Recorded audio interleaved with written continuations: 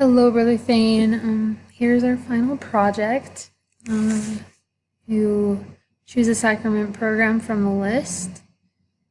It opens up the sacrament meeting. We don't have the speakers in this table. We couldn't figure out the API for that. If we click on edit, we see this form that has the update. Instead of add, it's the same one that's going to be used for new, and I'll show you that one in a minute. We have our drop-down lists. We can click through, add things. Edit does not work. I'd show you, but I feel like that's a waste of time. It doesn't edit it because we just didn't, we were unable to get the speakers working, so we were unable to get the edit working. Like pulling the speaker information.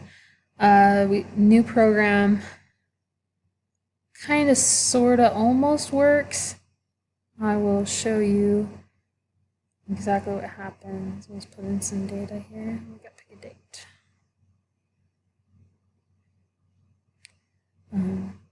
But with the same problem, because we couldn't get our speaker API working, we couldn't figure out the foreign key using that for our search. But anyway, so if we add everything in, we can hit add, and then it pulls up like there's another one, and if we click on it, then it'll actually show the date. The only thing is that it stops the rest of the program from working, so like it'll stop functioning after the next click. So because it doesn't actually add it to the database, it just does like the very front end stuff of like the visuals, it works, but it doesn't actually add it to the database. I'm going to go ahead and pull up Postman and show you how our API works by itself. 1 second. Okay, so here in Postman, we're running through the same API, even though we weren't able to access it from the front end. So we've got, we're able to get our speakers if we send this request. And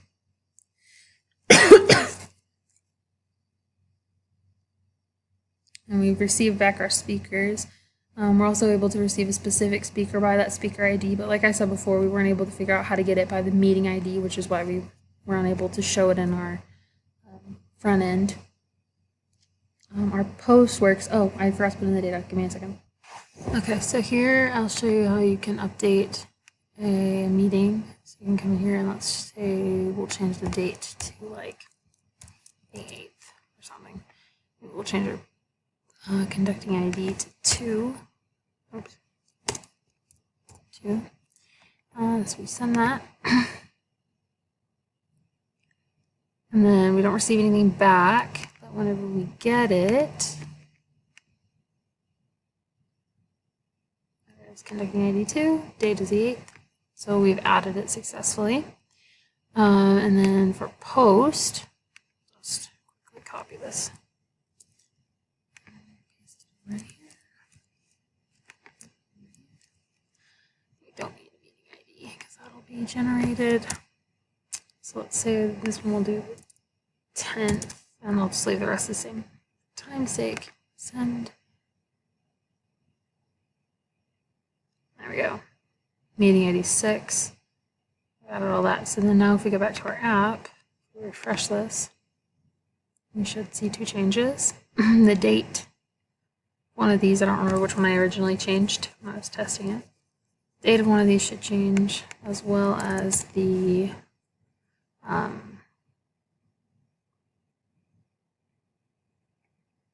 we should have a 4th one. That is actually a real one, not the fake one that we built a minute ago.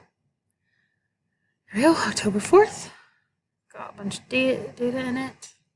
And I don't know where our updated one went. Give me a second. Okay, sorry, I checked it and it did change. We just changed the month. I was thinking it changed the date, but no, we had changed the month. So now it's August instead of April. Yeah, that's pretty much everything about our app. If I hit home, it just brings us back to this main page. And the same thing whenever we just hit this, it brings us back to the main page as well. I think that's everything. Have a great day, Brother Thane. Thank you so much for all your help.